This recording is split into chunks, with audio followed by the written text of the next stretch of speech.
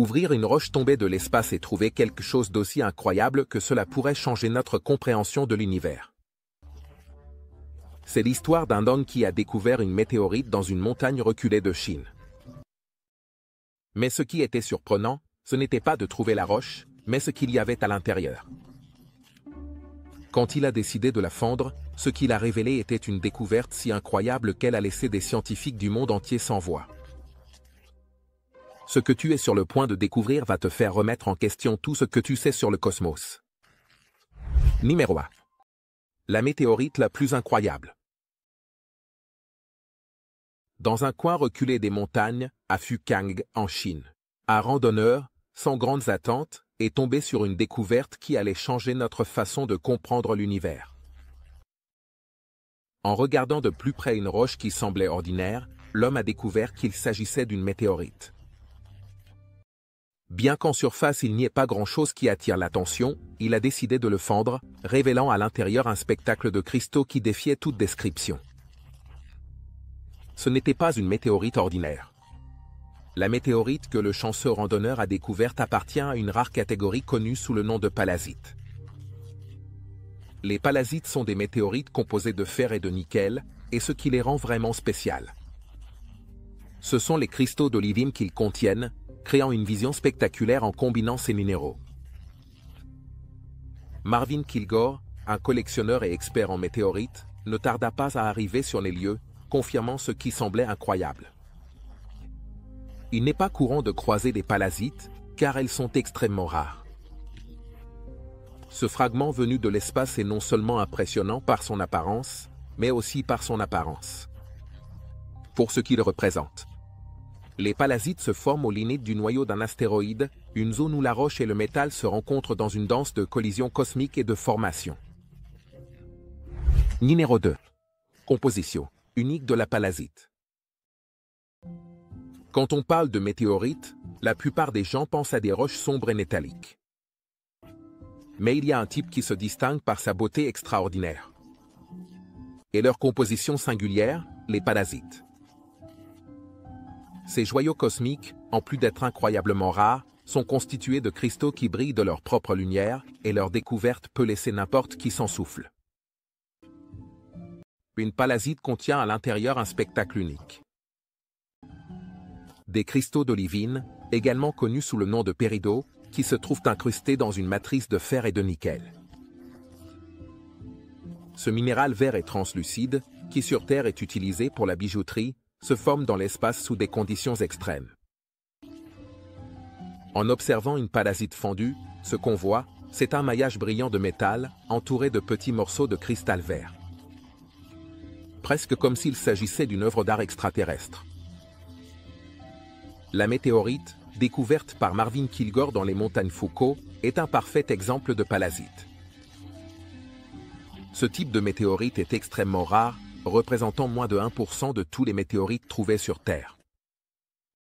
Ce qui le rend si spécial, c'est précisément sa composition et son origine. Numéro 3, le mystérieux minéral chadolita. La Terre est un endroit rempli de minéraux fascinants. Mais de temps en temps, il en apparaît un qui défie tout ce que nous savons sur le monde naturel. Un de ces minéraux est le minéral de la Terre. La chadowita est une gemme si rare qu'un seul spécimen a été trouvé sur toute la planète. Cette incroyable pierre a été découverte dans les terres reculées du Myanmar et son histoire est entourée de mystères et d'émerveillements. La chadowita est un minéral d'apparence simple, un cristal transparent avec une douce teinte orange rougeâtre. Mais ce qui lui manque en extravagance visuelle, elle le compense par sa composition chimique unique. Cette pierre est composée d'éléments comme le bismuth, l'antimoine et l'oxygène, en plus de petites traces de tantale, ce qui la rend incroyablement rare. Le bismuth, en particulier, est un élément lourd qui confère à la chadowita une densité surprenante, supérieure à celle de nombreux autres minéraux courants. La découverte de la chadowita n'était pas un événement ordinaire. Les chercheurs de saphir qui étaient déjà habitués à trouver des pierres précieuses dans les rivières de la région de Magog. Biaman. Ils ne savaient pas ce qu'ils avaient entre les mains quand ils l'ont découverte pour la première fois. Numéro 4, une lampe au néon oublié. Imagine marcher dans un vieux restaurant et découvrir, derrière un mur qui n'avait pas été touché depuis des décennies, quelque chose d'incroyable, une lampe au néon qui a été allumée pendant 77 ans, sans que personne ne le sache. Cette incroyable découverte a eu lieu à Los Angeles, dans un restaurant connu sous le nom de Clifton's Brookdale, un endroit qui avait été un point de rencontre pour les habitants pendant des décennies. Jusqu'à ce qu'il ferme ses portes pour une rénovation en 2010. Lorsque l'homme d'affaires Andrew Miron a acheté le bâtiment et a commencé les rénovations, les ouvriers ont démoli les vieux murs qui étaient restés intacts pendant de nombreuses années. C'est alors que, derrière l'un de ces murs, une lampe au néon a été trouvée, brillant de nez-feu. La surprise n'était pas seulement l'état de conservation de la lampe, mais aussi le fait qu'elle avait été allumée de manière continue, depuis le moment où elle a été installée en 1935. Ce qui rend cette découverte encore plus impressionnante, c'est la longévité de la lampe au néon. Normalement, ce type de lumière a une durée de vie de moins de 30 ans, car les composants qui les alimentent ont tendance à se détériorer avec le temps. Cependant, cette lampe, en particulier, avait fonctionné sans interruption pendant plus de 7 décennies. Un véritable miracle de la technologie de l'époque. Numéro 5, l'anneau de Charlotte Brontë. Parmi les nombreux objets qui renferment des histoires de personnages illustres, on trouve parfois ceux qui, par leur modestie, passent inaperçus pendant des années.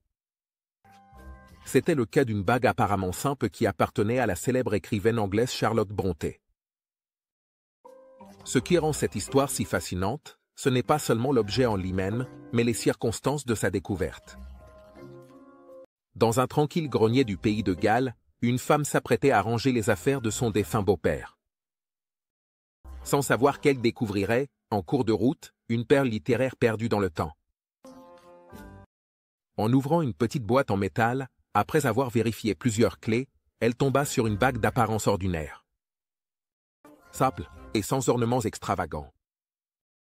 Cependant, en l'examinant de plus près, la femme remarqua une inscription à l'intérieur qui disait « C. Brontë », accompagnée d'une date, le 31 mars 1855, le jour où Charlotte Brontë est décédée. Cette découverte s'est révélée être une véritable relique. Victoria. Numéro 6, l'œuf de Fabergé perdu. Dans le monde des objets de luxe et de collection, peu de noms sont aussi légendaires que celui de Fabergé.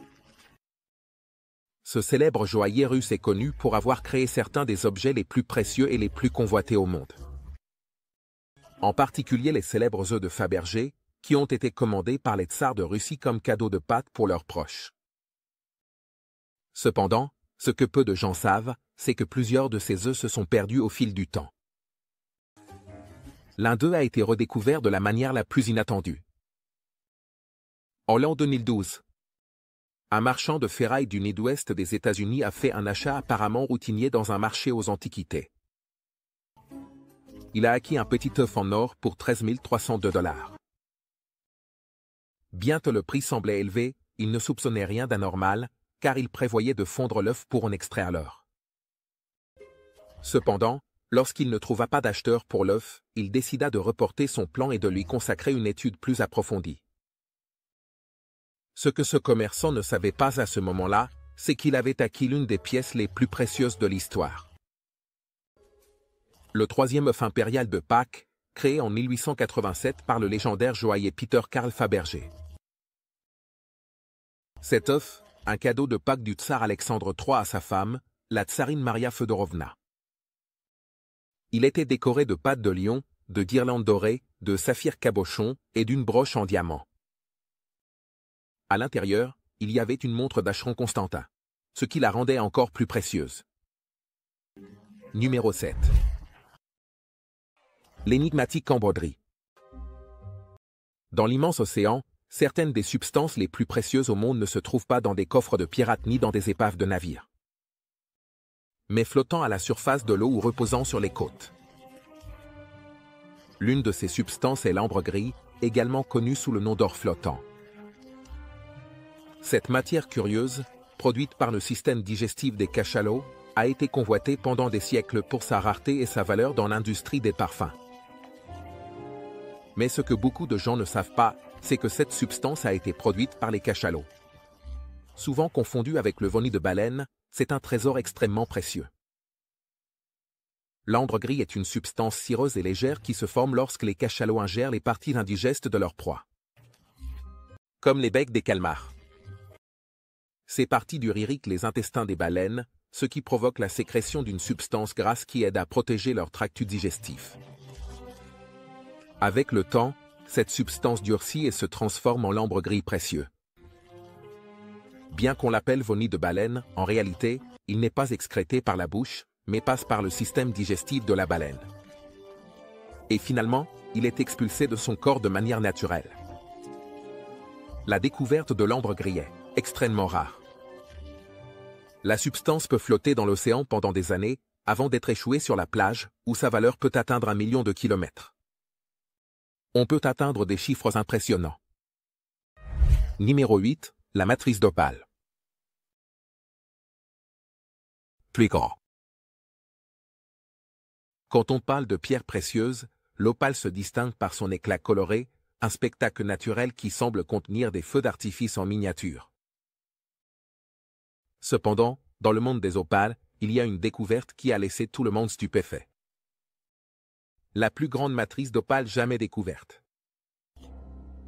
Ce colossal trésor naturel a été trouvé dans le sud de l'Australie, une région célèbre pour ses mines d'opale. Et sa taille et sa beauté sont aussi impressionnantes que sa valeur. Pour mieux comprendre cette découverte, il est important de savoir ce qu'est une matrice d'opale. Une matrice d'opale est une formation où l'opale précieuse est délicatement entrelacée avec la roche-mère qui l'entoure. Il existe 2 types principaux, la matrice de roche et la matrice d'Andamuka. La première présente des veines d'opale qui traversent la pierre de fer. Tandis que la seconde, qui se trouve dans le sud de l'Australie, nécessite un traitement pour révéler ses couleurs vibrantes. Ce qui rend cette matrice d'opale si spéciale, ce n'est pas seulement sa qualité, mais aussi sa taille. Avec un poids incroyable de 55 carats, ce qui équivaut à environ 11 kg. Cette pierre précieuse est la plus grande de son genre au monde.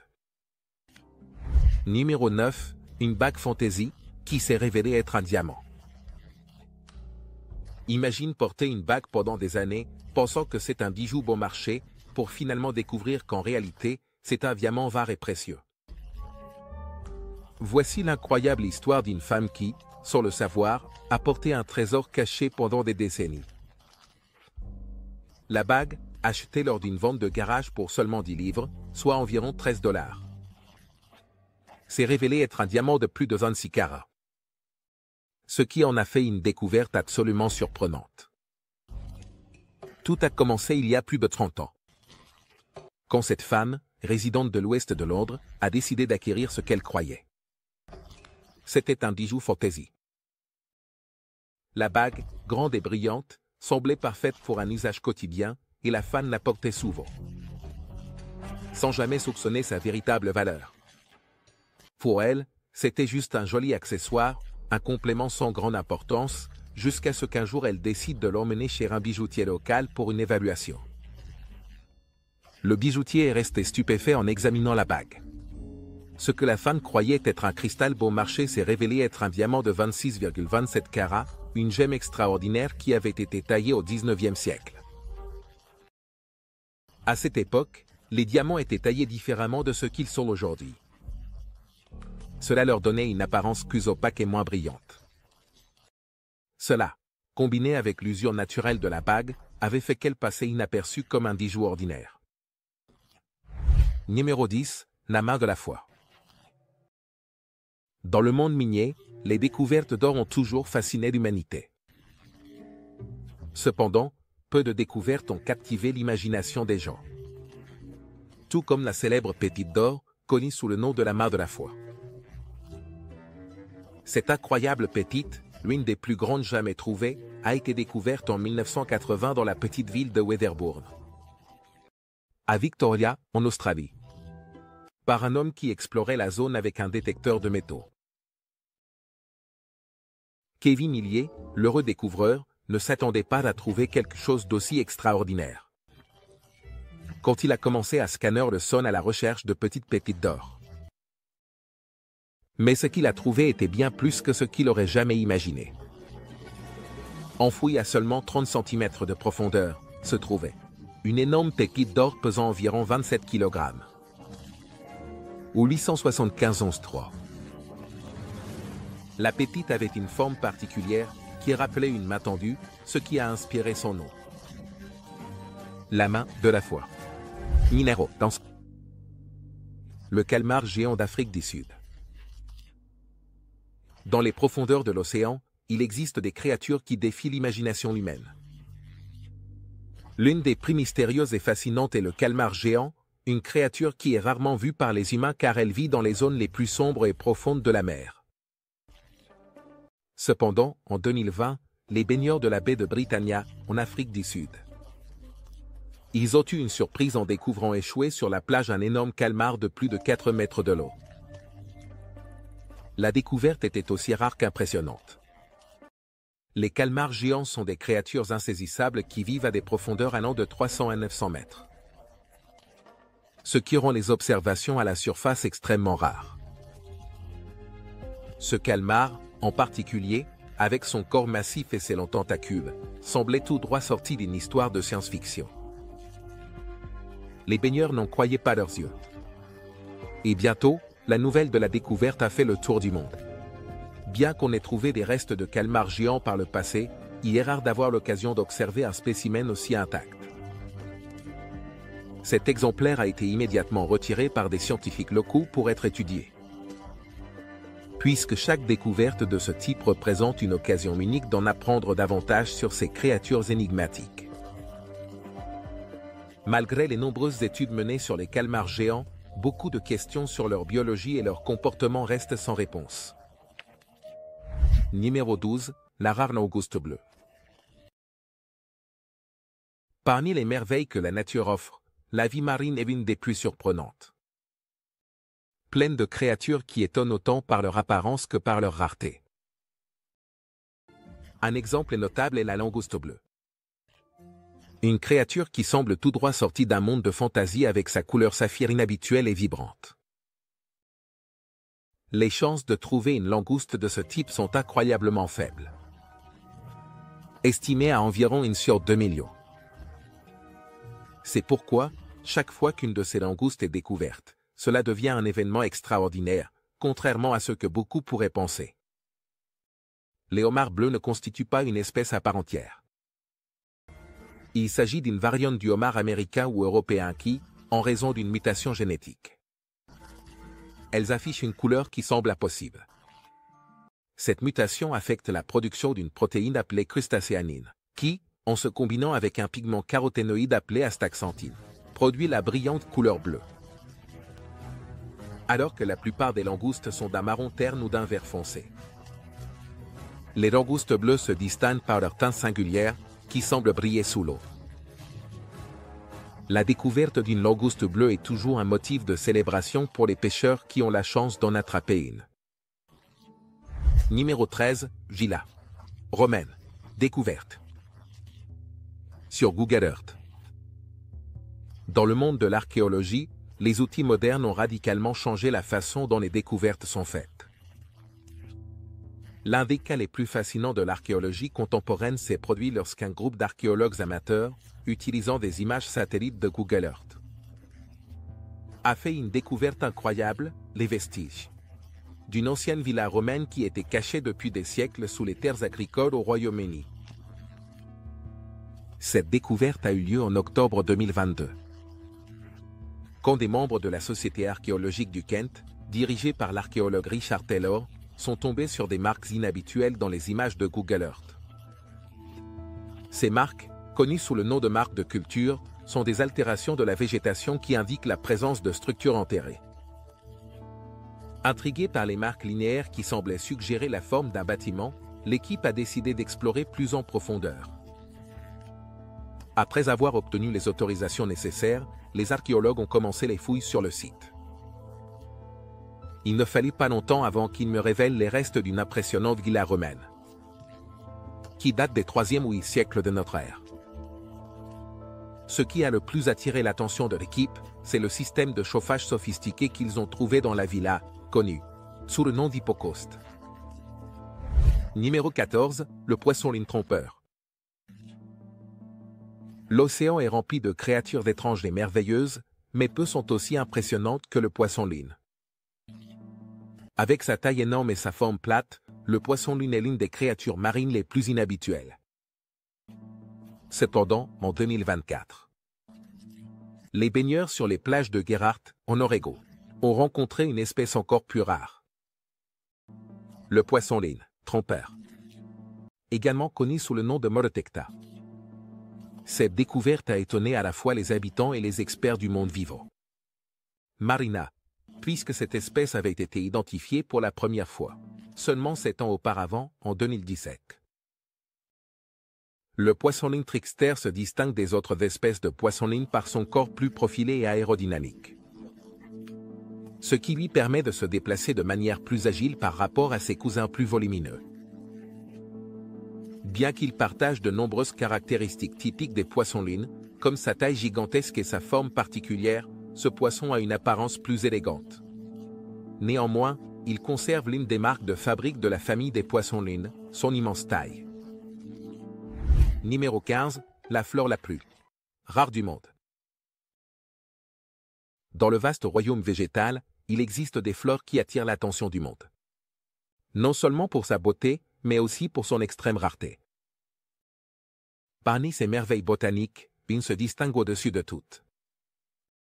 La Needle-Mist Red, considérée comme la fleur la plus rare du monde.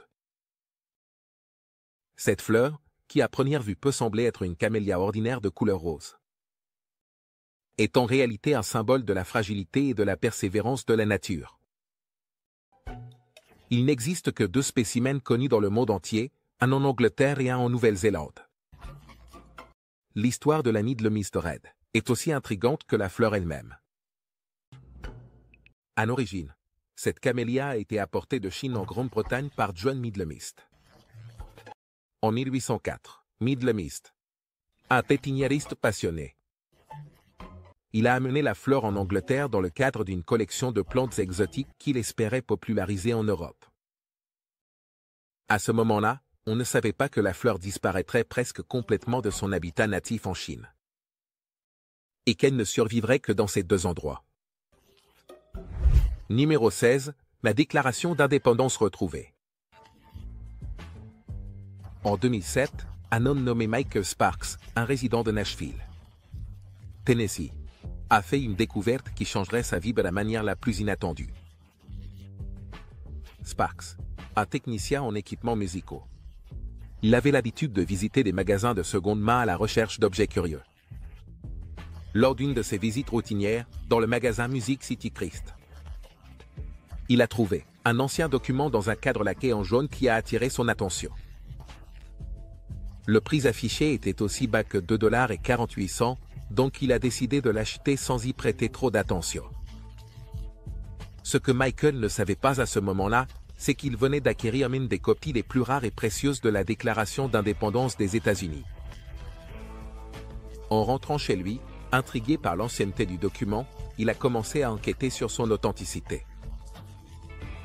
Ce qui a suivi, c'était une histoire qui semblerait incroyable pour quiconque entend parler de sa découverte. Sparks a découvert que ce qu'il avait acheté était une copie authentique de la Déclaration d'indépendance. Spécifiquement, l'une des 200 copies officielles commandées par John Quincy Adams en 1820. Numéro 17, le trésor de Oxon. L'histoire des découvertes archéologiques est pleine de trouvailles fortuites qui changent à jamais notre compréhension du passé.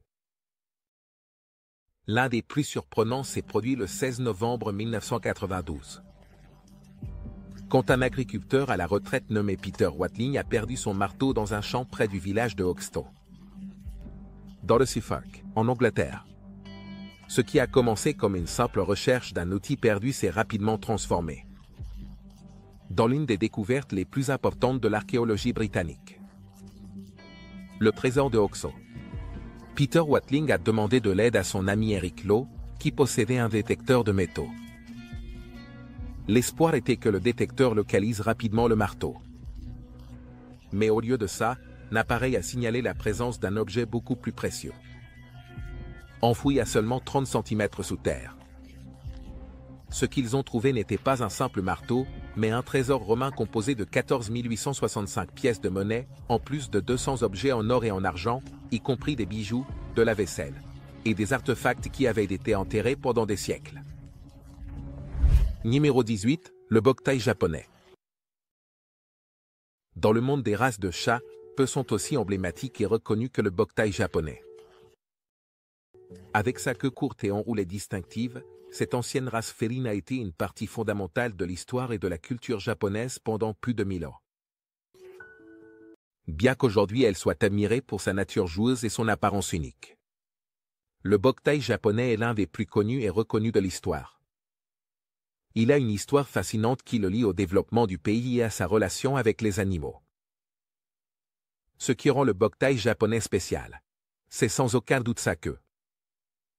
Contrairement à d'autres races de chats, dont la queue est longue et flexible, le boktai japonais a une queue courte qui ressemble à un petit pompon. Cette caractéristique distinctive est due à une mutation génétique naturelle, qui fait partie de la race depuis des siècles. Ce qui est le plus intéressant, c'est que chaque boktai a une queue différente. Semblable à une empreinte digitale, ce qui signifie qu'il n'y a pas de boktai avec des queues exactement identiques. Numéro 19, Senom. Le bois. Plus cher. Le monde du luxe est rempli de matériaux exotiques et rares qui capturent l'imagination de ceux qui recherchent le meilleur que la nature a à offrir. Parmi ces matériaux, un se distingue par sa rareté, sa valeur et son mystère, le sénum, également connu sous le nom de bois d'agar ou de palo d'aigle.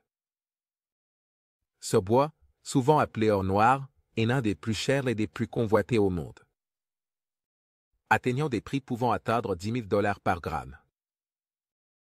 Le sénum est un type de bois résineux qui se forme dans les arbres du genre Aquilaria, qui poussent en Asie du Sud-Est. Cependant, tous les arbres d'Aquilaria ne produisent pas ce bois précieux. Seulement ceux qui ont été affectés par un type spécifique de moisissure. Chiadophora, parasitaire, génère la résine aromatique qui transforme le bois en sénum. L'infection provoque une réaction de l'arbre qui produit un bois sombre et dense imprégné de résine, émettant un parfum unique et très apprécié. Numéro 20, le beurre, dieu de Danilo. À travers l'histoire, les marais ont été des lieux mystérieux, pleins de secrets et d'artefacts bien conservés, qui nous offrent une fenêtre sur le passé. Parmi les découvertes les plus surprenantes faites dans ces terres humides et sombres, il y a une découverte qui peut paraître insolite. Un bloc de beurre vieux de 2000 ans, parfaitement conservé dans les profondeurs d'un marais en Irlande. Cette découverte inhabituelle a eu lieu dans le comté de Meath, où un groupe de travailleurs est tombé sur un énorme morceau de beurre enfoui dans une tourbière. Pesant environ 10 kilos, le beurre avait été enterré à une époque où les marais étaient considérés comme des lieux mystiques et même sacrés par les communautés qui y vivaient. À proximité, le beurre était dans un état de conservation étonnamment bon, grâce aux conditions uniques du marais.